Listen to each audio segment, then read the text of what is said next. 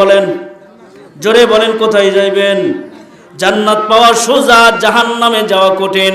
মুসলমান যারা আল্লাহ ওয়ালাদের সাথে খারাপ আচরণ করে, মসজিদ মাদ্রাসা নিয়ে টিটকারি করে, এদের স্থান জাহান্নাম। আর যারা আল্লাহ ওয়ালাদের সহবতে থাকে, মাদ্রাসা মসজিদ ওয়ালাদের মহব্বত করে, আল্লাহ রব্বুল আলামিন বলে তারা আমাকে মহব্বত করলো। কারণ কুল ইন কুনতুম তুহিব্বুনাল্লাহ ফাত্তাবিউনি ইউহিব্বুকুমুল্লাহ।